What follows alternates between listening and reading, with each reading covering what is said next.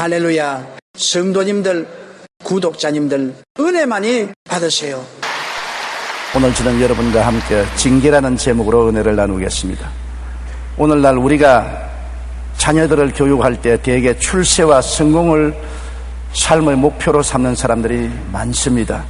훌륭한 인성과 인격을 가진 사람으로 성장시키겠다는 목표는 사라진 지 이미 오래됩니다.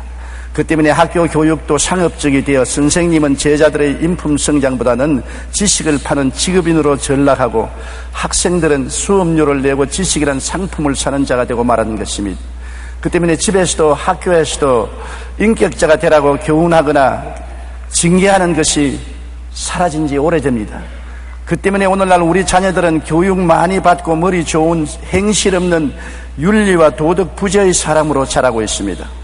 하나님은 그렇지 않으십니다. 하나님이 자녀를 가르치시는 목표는 장차 천국에 가서 모자람이 없는 천국 시민이 되기를 원하셔서 세상에서 부지런히 교육시키는 것입니다. 그러기 위해서는 말씀과 성령님의 은혜뿐만 아니라 꾸지점과 징계를 아끼지 않으신 것입니다. 이 세상의 성공과 복은 일시적인 것이고 전국적으로는 다 없어질 것입니다. 그렇기 때문에 하나님은 일관되게 우리의 삶의 목표가 천국에 합당한 인생이 되도록 교육하시는 것입니다. 2003년 말 오스트리아의 빈 의대에서는 50개국 국민의 IQ를 비교한 후 한국이 2위라는 연구 결과를 발표한 적이 있습니다. 또한 경제협력개발기구 OECD에서 실시한 학업 성취도 국제 비교에서 한국의 고등학교 1학년생들이 선진국 40국 가운데 1위를 차지하여 한국 학생들의 실력이 세계 최상임을 입증했습니다. 게다가 한국의 교육열은 단연코 세계 1위입니다. 그런데 한국은 세계적인 위인을 배출하는데 좋은 실적을 내지 못하고 있습니다. 고등학교까지 수재였던 학생들이 대학에 가면 둔재가 되는 한국의 교육 현실인 것입니다. 왜 이런 현상이 나타나는 것입니까? 우리의 교육 현실은 훌륭한 인성과 인격을 가진 사람으로 성장시키기보다는 세상에서 출세하고 성공하는 것을 목표로 지식 위주의 교육이 이루어지고 있기 때문인 것입니다. 그러므로 우리 자녀들은 교육을 많이 받고 머리가 좋으나 장기적인 인생의 목표를 세우지 못하고 오히려 행실 없는 윤리와 도덕 부재의 사람으로 자리하고 있는 것입니다. 우리 이웃 나라 보십시오. 경제 대국입니다. 굉장히 강력한 나라인 것입니다. 오늘날 세계 원조에도 미국 뒤따라 가장 많은 원조를 하고 있습니다. 그러나 일본이 세계에서 멸시와 천대를 받고 존경을 받지 못하는 것은 윤리가 없고 도덕이 없는 나라가 되었기 때문인 것입니다. 2차 세계대전 이후로 징령과 징병과 또한 많은 악행을 한 것을 진실로 회개하고 보상하고 돌이키는 그러한 행위가 따르지 않았기 때문에 도덕성이 없고 윤리성이 없으므로 존경을 받지 못하고 세계적인 인도를 할 수 있는 나라가 되지 못하는 것을 우리가 알아야 되는 것입니다. 한 사람이 기독교에 대해 불평을 늘어놓았었습니다. 기독교는 사람을 너무 얽매여 못하게 하는 것이 많다. 술도 먹지 말라, 담배도 풀지 마라, 이것도 안 된다, 저것도 안 된다 하면서 하라는 것은 왜 그리 많은지도 많고 너무 간섭이 심하다고 불평을 했습니다. 마침 곁에 있던 기독교인이 이 말을 듣고 그 사람에게 물었습니다.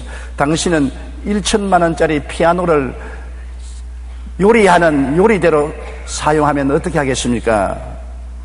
그러면 안 되지요. 그럼 최고급 양복으로 신발을 닦는 것은 어떻습니까? 그럴 수 없지요. 그럼 비싼 도자기를 강아지 밖에서 사용하면 어떨까요? 그런 바보 같은 일을 누가 합니까? 왜 그런 것을 질문하지요? 기독교인은 환하게 웃으면서 대답했습니다. 당신의 몸은 온 세상보다 값지고 귀한 보배인 것입니다. 그 귀한 몸에 술을 부어서 술독으로 만들고 담배를 떼어서 꿀독으로 만드는 것이 올바르다고 생각합니까? 그러므로 하나님께서 당신이 귀한 대로 대접하기 위해서 술독을 만들지 마라, 담배 꿀독을 만들지 마라, 수렁창에 들어가지 말라고 말씀하는 것입니다. 맞습니다. 하나님께서 우리를 장차 천국에서 모자람이 없는 천국 시민이 되도록 이 세상에서 교육시킵니다. 그러기 위해 말씀과 성령님의 은혜를 부어주시기도 하지만 징계를 아끼지 아니하는 것입니다.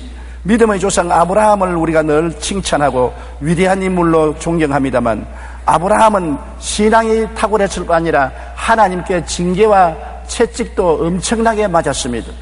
믿음으로 고향 갈대아 우르를 떠나 가나안으로 향했으나 불순종하고 불신앙한 일이 함께 섞였으니까 하나님이 그대로 두지 않았었습니다. 창세기 12장 1절로 2절에 야훼께서 아브라함에게 이르시되 너는 너희 고향과 친척과 아비의 집을 떠나 내가 네게 보여줄 땅으로 가라.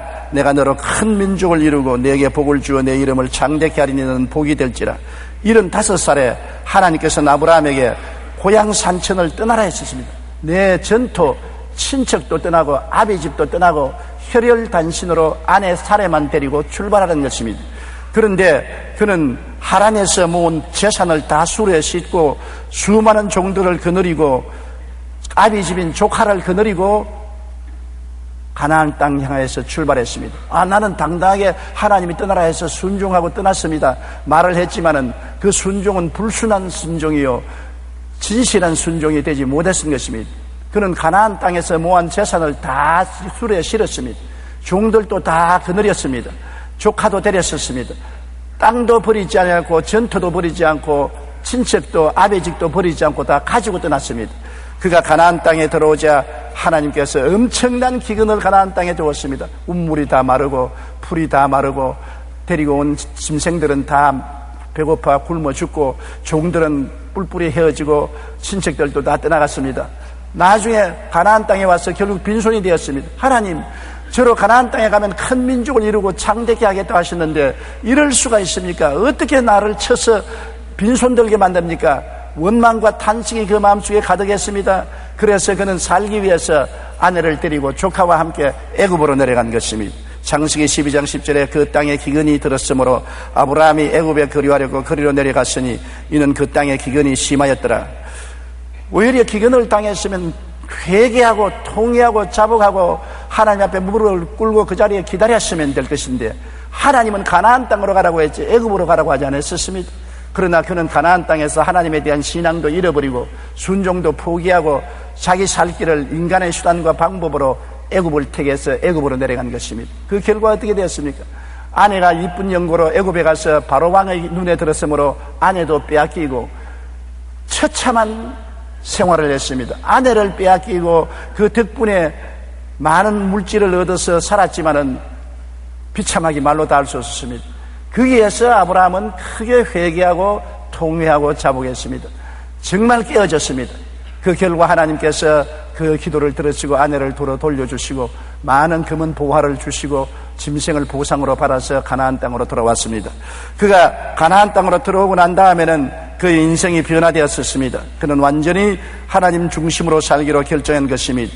다시 가나안 땅으로 돌아온 이후에 그는 조카 롯과 땅 분쟁에서 인간적인 탐욕을 벌인 것을 볼 수 있습니다. 조카 롯도 많은 짐승을 거느리고 자기도 짐승을 거느리니 좁은 땅에 우물과 들풀로 말미암아 싸움이 붙었습니다. 목장들의 싸움이 삼촌과 조카 간의 싸움이 된 것입니다.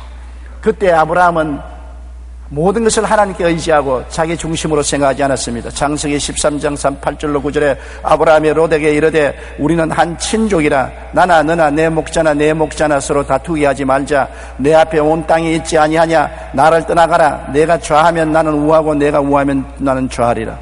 당연히 삼촌으로서 내가 좋은 땅을 차지할 테니 그 다음 너가 차지하라고 말할 수 있는데도 불구하고 나는 네가 좌하면 내가 우하고 네가 우하면 내가 좌할 테니 네가 먼저 선택하라. 하나님께서 내 친척을 떠나라 했는데 이제야 너와 나와 결별하는 것이 하나님의 뜻이다. 그래서 조카가 요단떨에 물이 넉넉하고 풀이 많은 것을 보고 거리로 택해서 떠나서 비로소 하나님께 온전히 순종했습니다. 내 전토 친척 아비 집을 완전히 떠나서 완전히 순종할 때까지 그는 가나안의 기근과 애굽에서 아내를 잃어버리고 당한 수모의 징계를 받고 난 다음에야 변화받은 것입니다.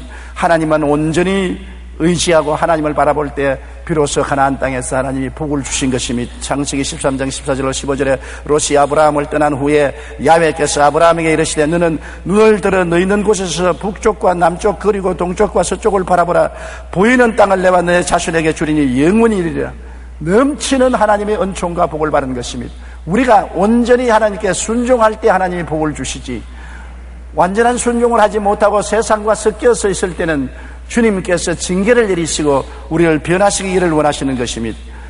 세상에서 가장 아름다운 소리를 내는 바이올린으로 알려진 것이 스트라디바리라는 바이올린인 것입니다. 이 바이올린은 스트라디바리가 10대부터 93세가 될 때까지 많은 것으로 1100대밖에 없습니다. 그가 바이올린을 만들 때 엄격히 지키는 원칙이 딱 한 가지 있습니다. 바이올린이 아름다운 소리를 내지 않으면 아낌없이 다 부숴버린다는 것입니다. 그런 바이올린에는 절대로 내 이름을 적어 팔지 말라는 것입니다. 우리의 조선 백자나 고려 청자를 만드는 장인들도 일반인들이 보기에는 아름다우나 그들의 눈에 조그마한 흠이 보이면 도자기를 가차없이 내려쳐 부쉈다고 합니다. 이런 장인 정신은 작은 흠집이라도 결코 용납하지 않고 최상의 것을 만들기 위한 것입니다. 믿음의 조상 아브라함은 하나님의 말씀에 순종하여 갈대아 우르를 떠났지만 기근이 들자 자신의 생각대로 애굽으로 내려갔습니다. 이러한 부실한 순종으로 말미암아 하나님은 그대로 내버려 놓지 않고 그를 쳐서 깨어지게 하고 변화받게 만들어 주신 것입니다. 순종은 성공의 어머니요 안전의 아내입니다. 순종은 모든 문의 열쇠입니다. 그러므로 하나님께서는 우리를 순종하도록 만들기 위해서 어떠한 수단과 방법도 사용하시는 것입니다. 우리가 예수 믿으면 공짜로 은혜를 받고 복만 받는다고 생각하면 큰 오해인 것입니다. 예수 그리스도를 통해서 은혜와 복을 받는 것은 당연한 이치지만은 하나님의 형상과 모양을 닮아가는 사람으로 만든다는 것을 알아야 되는 것입니다. 여러분, 조각가가 돌 안에서 자기의 형상을 보고 난 다음 돌을 찧어서 그 형상을 찾아내는 것처럼 하나님은 우리를 시험과 환난을 통할 뿐 아니라 징계를 통해서 찧어서 하나님의 형상이 이루어지도록 만드시는 것입니다. 우리 하나님의 결국 목적은 우리를 천국 시민이 되기에 부족함이 없도록 만드는 것이 하나님의 목적인 것입니다. 우리가 신앙만 좋다고 철야하고 금식하고 주여 주여 하면서도 윤리와 도덕을 저버린 행동을 하고 불의하고 부정하고 부패하면은 신앙이 아닙니다. 그거는 하나님께서 그러한 신앙은 인정하지 않습니다. 하나님은 징계에 회부할 따름인 것입니다. 우리가 정의롭고 정직하고 거룩하고 충성스러운 새 사람으로 변화되는 것이 하나님의 목적이기 때문에 그러한 목적을 두고 하나님은 우리를 징계하는 것입니다. 요한일서 2장 15절로 16절에 이 세상이나 세상에 있는 것들을 사랑하지 말라. 누구든지 세상을 사랑하면 아버지의 사랑이 그 안에 있지 아니하니 이는 세상에 있는 모든 것이 육신의 정욕과 안목의 정욕과 이생의 자랑이니 다 아버지께로 온 것이 아니요 세상으로부터 온 것이라고 말하고 있는 것입니다. 우리가 세상을 버리지 못할 때 옛사람을 그대로 입고 신앙생활을 하려고 할 때 징계할 수밖에 없습니다. 예수 그리스도를 믿고 십자가를 통하여 보혈을 통하여 죄와 용서를 받았는데도 불구하고 옛사람 그대로 술 취하고 방탕하고 허랑하고 음란하고 세속에 취해서 살면은 하나님이 그대로 내버려 놓을 리가 없는 것입니다. 우리를 사랑하시기 때문에 징계하고 채찍하시는 것입니다. 우리의 생활에 하나님의 명령이나 뜻을 분명히 알면서도 불순종할 때 하나님은 징계하는 것입니다. 요나가 하나님이 니느웨 성에 가서 외쳐 회개하지 않으면 40일 만에 니느웨 성이 망할 것이라고 하라고 하는 분명한 하나님의 뜻과 명령을 알고도 불순종하여 배를 타고 요바에서 다시스로 도망치다가 큰 풍랑을 만나서 나중에는 물에 빠져 물고기 뱃속에 들어가서 3주야를 고난 당한 것을 우리가 잘 기억하고 있는 것입니다. 불순종할 때 하나님이 우리를 징계하시는 것입니다. 이사야 1장 2절로 5절에 야훼께서 말씀하시기를 내가 자식을 양육하였거늘 그들이 나를 거역하였도다. 소는 그 임자를 알고 나귀는 그 주인의 부유를 알건만은 이스라엘은 알지 못하고 나의 백성은 깨닫지 못하는도다 하셨도다. 슬프다 범죄한 나라요 허물진 백성이요 행악의 종자요 행위가 부패한 자식이로다. 그들이 야훼를 버리며 이스라엘의 거룩하신 일을 마늘이 여겨 멀리하고 물러갔도다. 너희가 어찌하여 매를 더 맞으려고 패역을 거듭하느냐고 말씀한 것입니다. 하나님이 패역하고 거역하는 사람을 매를 때리겠다고 성경은 말하고 있는 것입니다. 그뿐 아닙니다. 우리가 게으르고 열심을 버렸을 때, 첫사랑을 버렸을 때, 새 사람으로 살려고 노력하지 않을 때 하나님은 채찍을 때려서 다시 정신을 차리고 마음을 가다듬게 만들어주는 것입니다. 잠언 13장 24절에 매를 아끼는 자는 그의 자식을 미워함이라 자식을 사랑하는 자는 근실히 징계하느니라. 자식을 사랑하면 근실히 채찍을 때리고 징계를 하는 것입니다. 오늘날 우리는 자식을 사랑한다고 하면서 자식이 원하는 대로 내버려 두는 것입니다. 먹고 싶은 것 다 먹고 장크푸드를 먹어 몸이 이렇게 뚱뚱하게 만들고 시간 늦게 텔레비 보고 게임하고 나쁜 친구들하고 사귀어도 부모들이 징계하지 않습니다. 그러므로 점점 폭력 사회로 변화되어 가고 있는 것입니다. 사랑은 근실하게 잘했을 때는 칭찬하고 못했을 때는 징계해야 참 사랑이 되는 것입니다. 징계의 채찍을 아끼는 자는 자녀의 영혼을 잃어버리고 마는 것입니다. 욥기 5장 17절 18절에 볼지어다 하나님께 징계받는 자에게는 복이 있나니 그런즉 너는 전능자의 징계를 업신여기지 말지니라. 하나님은 아프게 하시다가 싸매시며 상하게 하시다가 그의 손으로 고치신다고 말씀하고 있는 것입니다. 우리 하나님은 우리의 부모가 되시기 때문에 우리를 징계하시는 것입니다. 많은 사람들이 삶의 목표를 혼돈하고 있는 것입니다. 먼저 할 건 먼저 하고 나중 할 건 나중 해야 되는 것입니다. 여러분, 오늘날 많은 가정이 왜 파괴된지 압니까? 가정에 남편이 사업한다고 집안을 정정 비우고 처자들과 대화하는 시간을 잃어버리고 맙니다. 좋은 집을 짓고 돈을 많이 벌었습니다만 가족은 잃어버리고 마는 것입니다. 혼돈된 것입니다. 아내가 남편을 먼저 섬기지 아니하고 친구들과 사귀고 놀러다니고 운동하러 다닌다고 바빠서 남편 밥상도 잘 차리지 아니하고 남편의 출입도 잘 돌보지 못하면 선우를 바뀐 것입니다. 먼저 할 건 먼저 하고 나중 할 건 나중 해야 되는 것입니다. 우리 예수 믿는 사람도 먼저 그 나라와 그 일을 구해야 되는 것입니다. 그리하면 이 모든 것을 너에게 더하여 주시겠다는 것입니다. 하나님과 그리스도를 섬기는 것을 나중으로 하고 내 육신의 정욕, 안목의 정욕, 이성의 자랑을 먼저 취하면 하나님이 소외되고 버림받지 않겠습니까? 그런데 하나님이 그런 자식들을 사랑하고 품에 품고 복을 주시겠습니까? 징계를 하는 것은 마땅한 일인 것입니다. 히브리서 12장 7절로 8절에 하나님이 아들과 같이 너희를 대우하시나니 어찌 아버지가 징계하지 않은 아들이 있으리요. 징계는 다 받는 것이 오늘 너희에게 없으면 사생자요 친아들이 아니라 나는 마음대로 살아도 하나님이 꾸짖지 아니하신다. 나는 허랑하고 방탕하고 술 취하고 음란해도 교회 나오면 할렐루야 은혜만 주시니 감사하지 않느냐. 왜 너는 그렇게 얻어맞고 신앙고랑 하느냐. 잘못된 상황인 것입니다. 그는 종교는 가졌지만은 하나님의 자녀가 되지 않았기 때문에 하나님이 관심 가지지 않습니다. 남의 자식이 길 앞에서 흙탕물에 뒹군다고 간섭합니까? 누가 길렀는지 잘못 길렀다고 혀만 찰 뿐이지 내버려두고 갑니다. 그러나 지 자식이 옷 입은 대로 흙탕물에 뒹굴면 어떻게 하겠습니까? 끌어내 엉덩장을 때리고 꾸짖고 집에 데려와서 씻길 것 아니겠습니까? 하나님이 징계하지 않는다고 자랑하지 마십시오. 징계를 받지 않으면 사생자인 것입니다. 거듭나지 않았습니다. 예수를 믿고 참으로 성령으로 거듭난 사람은 하나님이 반드시 채찍을 들어 때리는 것입니다. 때릴 때 여러분 간지러려고 때리는 것은 아닙니다. 아프라고 때리는 것입니다. 하나님의 징계는 아픕니다. 뼛속까지 썰입니다. 고통의 눈물을 흘리도록 때리는 것입니다. 그래야 깨닫게 되고 회개하게 되는 것입니다. 징계를 당할 때 여러분 편안하게 징계당하기를 원하시는 안 되는 것입니다. 우리는 징계를 받을 때 어떠한 태도를 가져야 될까요? 진실하게 징계를 받고 회개해야 하는 것입니다. 하나님이 때리면 회개해야 되는 것입니다. 자꾸 도망치면 점점 더 얻어맞는 것입니다.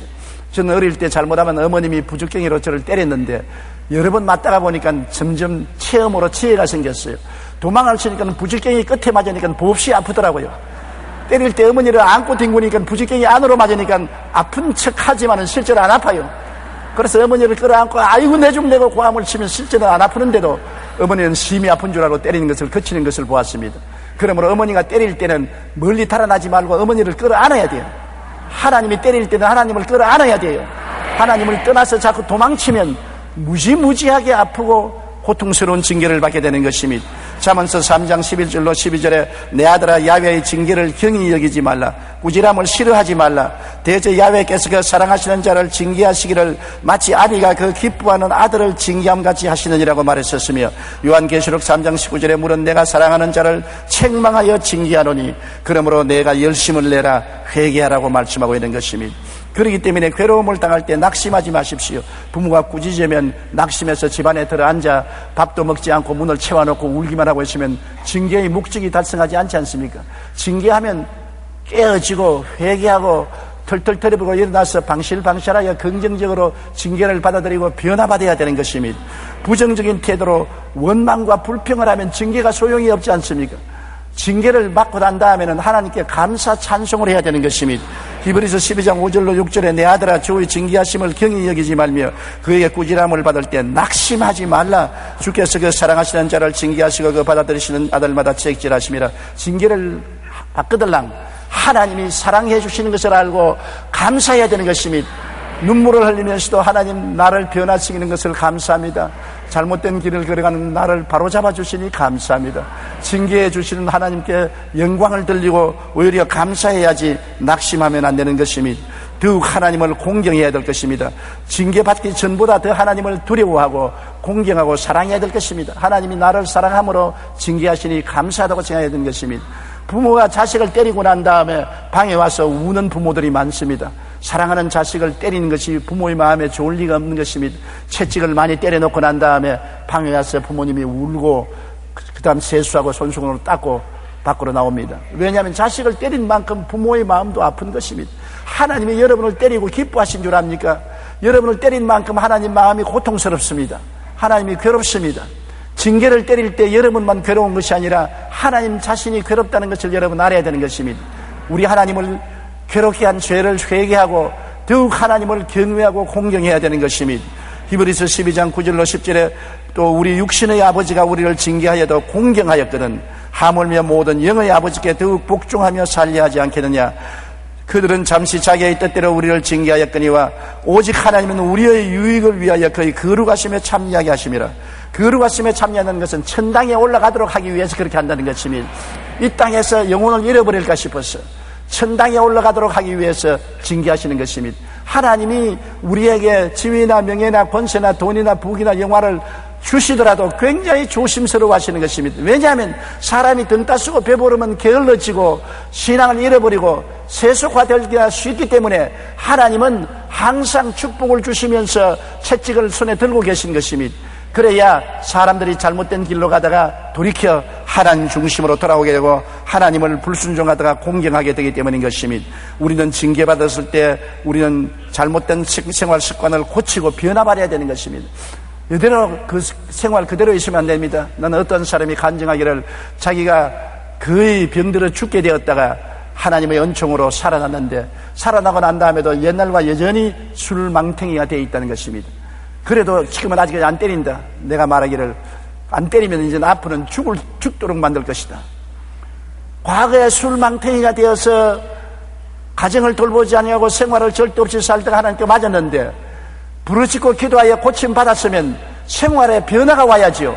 또다시 술을 먹고 정신없이 생활하면 하나님이 그 다음에는 영혼을 데려가실 수가 있는 것입니다. 잘못된 생활 습관을 고쳐야 되는 것입니다.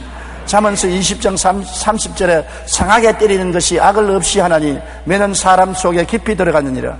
상하게 때리는 것은 악을 없애기 위해서 때리는 것이기 때문에 악을 내가 제거해야 되는 것입니다. 얻어맞고도 악을 제거하지 아니하면 징계는 점점 심해지는 것입니다. 우리는 하나님의 징계를 받고 난 다음에는 정의롭고 진실하고 거룩하고 충성스럽고 탐욕을 버리고 깨어지고 겸손한 사람이 되어야 되는 것입니다. 에베소서 4장 23절로 24절에 오직 너희 심령이 새롭게 되어 하나님을 따라 의와 진리의 거룩함으로 지으심을 얻은 새 사람을 입어라. 징계는 우리를 새 사람이 되게 하도록 만들기 위해서 그렇게 하는 것입니다. 황골 탈퇴하여 완전히 생각도 행동도 달라져야 되는 것입니다. 어떠한 사람은 사업을 잃어버리고 돈을 다 잃어버리고 가족도 다 잃어버리고 빈손 들고 낭패가 되었으나 깨어지지 아니하고 회개하지 아니하고 하나님을 원망하는 사람들을 보았었습니다. 그런 사람은 다시 변화될 기회를 잃어버린 것입니다. 우리는 인생을 살면서 우리의 삶의 목표를 분명히 하고 살아야 되는 것입니다. 예수 믿는 사람 세상을 떠나라는 말은 안 했습니다. 세상과 같이 모든 사람들과 더불어 열심히 경쟁하고 일하고 살아나가야 되는 것입니다. 또한 세상에서 예수 믿는 사람은 하나님이 머리가 되고 꼴이 되지 않고 위에 있고 아래 내려가지 않고 남에게 구워줄지라도 꾸지 않기를 원하시는 것입니다. 왜냐하면 예수 믿는 사람이 남에게 얻어먹는 것보다 주어야 전도가 되지 예수 믿는 사람이 남에게 얻어먹으면 전도가 되지 아니할 것입니다. 여러분, 예수 믿는 사람이 지위가 높아져서 낮은 사람을 잘 돌보고 훈계하면 그 훈계를 들을 것인데 거지가 여러분에게서 훈계하면 웃기는 소리 하지 마라 네 팔자나 고치라고 말할 것입니다. 높은 사람이 와서 우리 발을 씻으면 우리가 감동을 하는데 거지가 와서 발을 씻어주겠다면 거부하고 감동하지 않습니다. 예수 믿는 사람이 높은 사람이 되어서 이웃 사람을 돌봐주면 감화와 감동을 줄 수가 있고 그리스도의 복음이 증가될 수 있습니다. 예수 믿는 사람이 잘 살아서 남을 도와주고 남에게 은혜를 끼치면서 복음을 전해야지, 남에게 도움을 받고 손을 내밀고 구걸하면서 전도해서는 소용이 없습니다. 그지가 각설이 춤을 추면서 예수 믿으라 하면 믿을 사람이 있겠습니까? 작년에 왔던 각설이 올해도 안 죽고 왔네 하고 징계하면서 예수 믿으시오 하면 사람들이 뭐라고 할 것입니까? 미쳤다고 할 것이 아니겠습니까? 여러분, 그러므로 우리는 주님 안에서 축복받기를 하나님이 원하시는 것입니다. 그러나 축복을 받되 삶의 목표를 바꾸지 말라는 것입니다. 하나님 나라와 그 의를 먼저 구하는 목표를 분명히 하고 이 땅에서 축복을 누리라는 것입니다. 그 나라와 그 의를 먼저 구할 때 하나님 모든 것을 더하여 주시지요. 모든 것을 더하는 것에 목표를 두고 하나님을 섬기는 것을 차후로 이루면 안 되는 것입니다. 목표를 분명히 한 인생을 살아야 되는 것입니다. 히브리서 12장 11절로 13절에 무릇 징계가 당시에는 즐거워 보이지 않고 슬퍼 보이나 후에 그로 말미암아 연단받은 자들은 의와 평강의 열매를 맺느니라. 여러분, 징계를 잘 받으면 마음이 편안해지고 의로운 열매를 맺게 되는 것입니다. 그러므로 피곤한 손과 연약한 무릎을 일으켜 세우고 너희 발을 위하여 곧은 길을 만들어 저는 다리로 하여금 어그러지지 않고 고침을 받게 하라. 삶의 목표를 분명하고 변화를 받으라는 것입니다. 미국의 한 철도 회사에서 두 사람이 도랑 파는 일을 하고 있었습니다. 한 사람은 이 일을 시작한 지 얼마 안 되었고 또 한 사람은 수십 년 동안 도랑만 파고 있었습니다. 그런데 시작한 지 얼마 안 되는 사람이 전날 밤에 수십 년 동안 도랑 파는 일만 하던 선배가 리무진을 타고 온 회장과 저녁 식사를 하고 헤어지는 것을 보고 깜짝 놀랐습니다. 그 다음날 아침에 그에게 물었습니다. 어제 회장님이 리무진에서 내린 사람이 선배 맞습니까? 맞네. 내가 이제 회장님과 저녁을 어제 먹었다네. 이 말에 젊은 사람은 이상하게 물었습니다. 아니, 어떻게 회장님과 같이 식사를 할 수 있으셨는지요? 나이 든 선배는 이렇게 말했습니다. 회장과 나는 오랜 친구일세. 우리는 똑같이 오래전에 도랑 파는 일을 같이 시작했다네. 회장은 도랑을 팔면서도 꿈이 분명해서 꿈을 성취하기 위해서 늘 노력하고 연구하고 공부하고 애를 썼으나 나는 돈 버는 일에만 관심을 가지고 도랑 파는 데 열심을 했어. 세월이 지나가자 기회가 오는데 회장은 시험을 쳐서 승진해서 회장이 되고 나는 지금까지 도랑 파는 팔자가 되고 말았네. 여러분, 인생을 어찌 살 건지 꿈과 희망을 갖고 삶의 목표를 분명히 하는 사람이 발전하지, 삶의 희망도 목표도 없이 그냥 뜨돌이 인생을 사는 사람은 결코 성공하지 못합니다. 그 나라와 그 일을 먼저 구하며 하나님 앞에서 주어진 인생의 분명한 목표와 꿈을 가지고 살아야 되는 것입니다. 목표와 꿈이 없는 사람은 이 세상에서 늘 불평 원망만 하는 뜨돌이 인생이 되고 마는 것입니다. 징계는 슬프고 괴로운 체험입니다. 매를 즐거워할 사람은 없습니다. 그러나 징계는 우리를 자라게 하고 변화받게 하는 것입니다. 징계를 잘 받아들이고 나면 더 정의롭고 마음에 깊은 평안을 갖게 되고 하나님과 더 친밀한 사이가 되고 하나님의 거룩함에 참여할 수 있게 되는 놀라운 은총을 얻게 되는 것입니다. 세상에서 가장 아름다운 향수는 발칸 산맥의 장미에서 나오는 향수라고 합니다. 그 가운데도 가장 춥고 어두운 자정에서 새벽 2시 사이에 딴 장미에서 최고급 향수가 생산되는 것입니다. 그 이유는 장미가 바로 그런 환경 속에서 가장 강한 생명력을 발산하면서 가장 향기로운 향을 뿜어내기 때문인 것입니다. 징계는 슬프고 괴로운 체험입니다. 그러나 징계를 잘 받아들이고 나면 우리는 하나님과 친밀한 사이가 되고 하나님의 거룩함에 참여하게 되고 아름다운 하늘나라 시민이 될 수가 있는 것입니다. 그러므로 우리 인생에 징계가 없다고 자랑하지 마십시오. 크고 적은 징계가 오거든 항상 감사하고 깨어지고 회개하고 변화를 받아 하나님이 기뻐하시고 선하신 일을 따라 사는 여러분 되시기를 주님 이름으로 축원합니다. 우리 기도드리겠습니다. 사랑하신 우리 아버지 하나님, 우리가 이 세상에 사는 동안에 예수를 믿고 하나님의 은혜를 받을 뿐 아니라 많은 징계와 채찍도 받습니다. 징계는 슬프고 괴로운 체험입니다. 매를 즐거워할 사람이 누가 있겠습니까? 그러나 징계를 받아야 우리가 자라고 징계를 받아야 회개하고 깨어지고 변화받게 되는 것을 알고 있습니다. 징계를 겸손하게 잘 받아들이고 우리는 더 회개하여 정의로운 사람이 되고 깊은 평안을 얻게 되게 도와주시옵소서. 하나님과 우리 사이에 막힌 담이 다 제거되고 하나님이 우리 안에 우리가 하나님 안에 있어 함께 하나님과 생활하는 우리가 되게 만들어 주시옵시고 이 세상을 떠날 때 당당하게 천국 시민으로 들어갈 수 있는 변화받은 사람이 되게 은총을 베풀어 주옵소서. 예수님 이름으로 기도드리옵나이다. 아멘. 할렐루야. 아멘. 목사님 감사합니다. 구독과 좋아요는 제작하는 데 힘이 됩니다. 감사합니다.